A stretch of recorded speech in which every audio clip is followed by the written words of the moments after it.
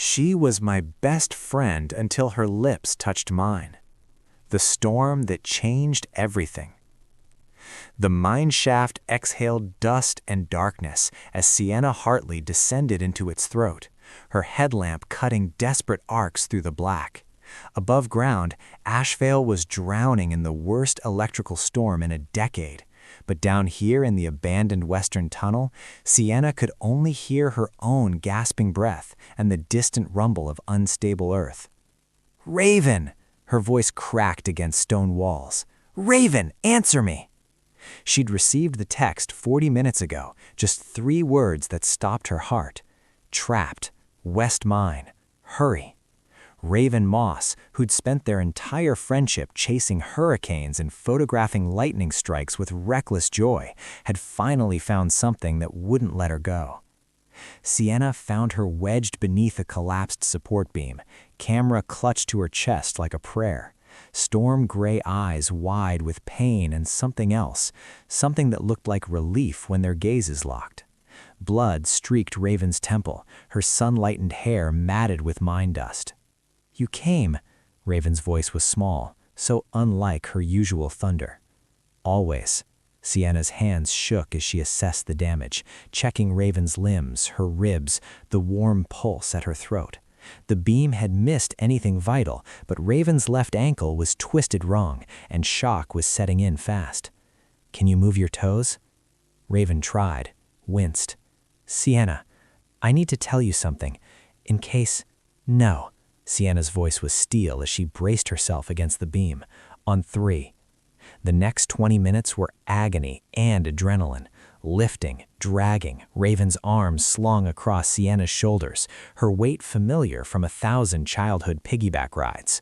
They emerged into rain that felt like vindication, like baptism. Lightning wrote temporary gospels across the sky. Sienna's cabin was closer than the hospital, and Raven was shaking too hard for the drive. Inside, Sienna stripped away Raven's mud-soaked clothes with clinical precision that barely masked panic, wrapped her in blankets, checked her pupils, her temperature, her pulse. Rewriting yesterday. Raven caught Sienna's wrist as she reached for another blanket, fingers circling the lightning bolt necklace Sienna always wore, half of a matching set they'd bought at 16 with summer job money. "Let me say it now, please?" Sienna's green eyes, the color of moss after rain, searched Raven's face. "You're in shock. You should rest." "I've been in shock for 12 years. Raven's laugh was broken glass in relief.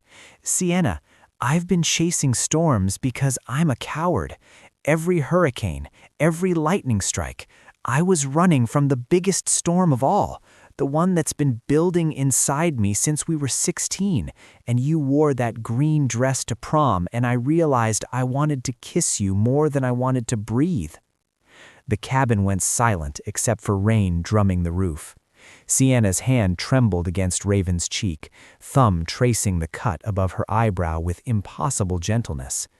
"You're saying—" "I'm saying I love you. I'm saying every photo in my portfolio has you in the background, or the foreground, or the light. I'm saying I almost died tonight, and the only thing I could think was that I never told you the truth." Raven's voice cracked. "I'm saying I've been your best friend while dying to be so much more." Sienna made a sound halfway between sob and laugh. "You absolute fool." Her hands framed Raven's face, careful of her injuries.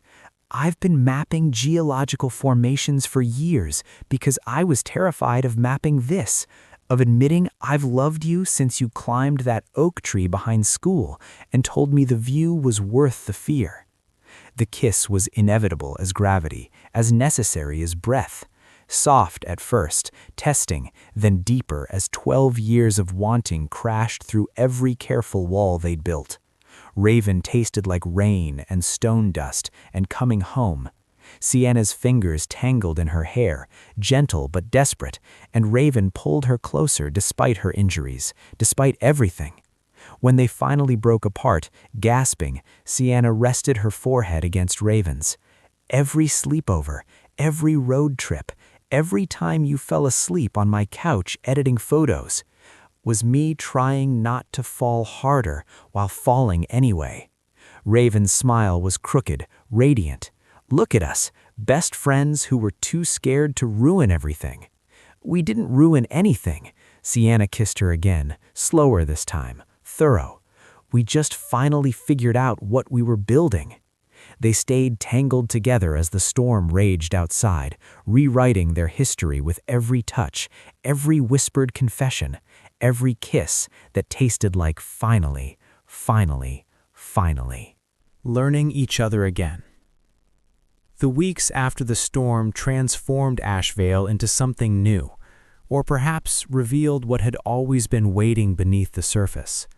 Sienna woke each morning to Raven's face haloed by dawn light, still marveling that she was allowed this, allowed to trace the constellation of freckles across Raven's shoulders, to kiss the healing scar above her eyebrow, to whisper good morning against her lips. They navigated the beautiful strangeness of being lovers who'd already memorized each other's coffee orders and childhood scars. Raven limped around Sienna's cabin on a walking boot, editing storm photos while Sienna worked on geological surveys at the kitchen table. But now, Raven would abandon her laptop to wrap arms around Sienna from behind, pressing kisses to her neck until Sienna laughed and turned to capture her mouth properly. "You're distracting me from identifying rock formations," Sienna murmured against Raven's lips. "I'm providing hands-on geology education." Raven's grin was wicked as she guided Sienna's hand under her shirt, over the warm skin of her ribs, her waist. "Teaching you about pressure and heat and—" Sienna silenced her with a kiss that started gentle and built like thunder, walking Raven backward until her legs hit the couch. They tumbled together, laughing, careful of Raven's healing ankle. Sienna's red hair fell around them like a curtain as she settled between Raven's legs, as Raven's fingers traced patterns on her back that felt like promises written in a language older than words. Later, tangled in afternoon light and each other, Raven photographed Sienna's profile, the soft curve of her jaw, her closed eyes, her small smile. "I've taken this exact shot 100 times," Raven admitted, "but I was always too scared to show you." Sienna took the camera, turned it to capture Raven's storm-colored eyes. "Show me everything now. I want all of it." Around Ashvale, people noticed. Mrs. Chen at the bakery smiled knowingly when they entered hand in hand. The miners at O'Malley's bar raised glasses when Raven kissed Sienna goodbye at the geology office door. Tommy, who ran the equipment shop, simply said, "About damn time," when Sienna showed up wearing Raven's leather jacket. When doubt creeps in. The Weather Service issued warnings 3 weeks into their new reality, a supercell system approaching from the west, the kind of storm that made Raven's eyes light up with dangerous hunger. She stood at Sienna's window, tracking clouds on her laptop, that familiar, restless energy crackling through her body. "I need to go," Raven said, already reaching for her camera bag. "This system, Sienna, it's once in a decade. The lightning patterns alone." "No," Sienna's voice was flat, final. She stood from the couch, arms crossed. "Your ankle isn't healed. The last storm nearly killed you." "That was a mind collapse, not—" "It was you being reckless." The words exploded out of Sienna, sharp as breaking stone. "You promised me. You said you were done risking your life for photographs." Raven spun around, eyes flashing. "I never promised that. I promised I loved you. Those aren't the same thing." She grabbed her jacket, her own this time, not the one Sienna had been wearing. "Storm chasing is who I am. You knew that when you kissed me." "I knew you were brave. I didn't know you had a death wish." Sienna's hands shook. "I can't. Raven, I can't watch you walk into danger again. I can't sit here wondering if you're coming back." "So what, you want to cage me? Keep me safe and small and—" Raven's voice cracked. "That's not love, Sienna. That's fear." "Of course it's fear." Sienna's composure shattered. Tears streaked her face. I spent 12 years loving you in silence, and now I finally have you, and you're asking me to just let you go? To watch you chase something that might take you from me?" The silence between them felt like the space before lightning strikes. Raven's jaw clenched, her hands fisting at her sides. "My whole life, people have tried to make me smaller, safer. My parents, my ex, everyone. I thought you were different. I thought you'd changed." Sienna's voice was broken. "I thought almost dying meant something to you." "It did. It meant finally telling you the truth." Raven slung her camera bag over her shoulder, limping toward the door despite her boot. "But I won't apologize for who I am, not even for you." The door closed with devastating quietness. No slam, no thunder, just the soft click of ending. Sienna stood in the sudden stillness of her cabin, Raven's coffee mug still on the table, her hoodie still draped over the chair, her absence louder than any storm. Outside, clouds gathered like accusations. Sienna touched her lightning bolt necklace and wondered if some storms destroyed everything they touched, even love that waited 12 years to be spoken. The Eye of Forever. The storm hit Ashevale with apocalyptic fury, wind screaming through the valley like something wounded and wild. Sienna stood at the mine overlook where she and Raven had first met as children, two scared 10-year-olds who'd gotten lost during a school field trip and found each other in the dark. The memory felt like prophecy now, like foreshadowing written in stone and time. She didn't hear footsteps over the wind, but she felt the presence, that magnetic pull that had always existed between them, the compass needle finding true north. She turned, and there was Raven, soaked to the bone, camera bag abandoned somewhere, limping through the storm without her walking boot. "You're supposed to be chasing this," Sienna shouted over the thunder. "I was!" Raven's hair whipped around her face, rain streaming down her cheeks, or maybe tears, impossible to tell. "I drove to Miller's Peak, set up my equipment, and you know what I saw through the viewfinder?" Lightning illuminated them both, bright as revelation. "Nothing!" Raven moved closer, closing the distance Sienna couldn't. "Every frame was empty because you weren't in it. Every lightning strike was just light without meaning because you weren't there to see it with me." Her hands found Sienna's face, cold and trembling and perfect. "I've been chasing storms my whole life, but the most magnificent one I've ever witnessed is what you do to my heart." Sienna sobbed, pulling Raven against her. "I'm sorry. I was so scared of losing you that I tried to clip your wings. That's not love."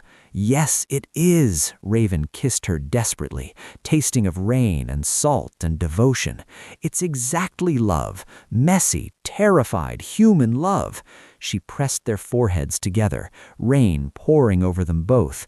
"But Sienna, I'm not choosing between you and the storms. I'm choosing both.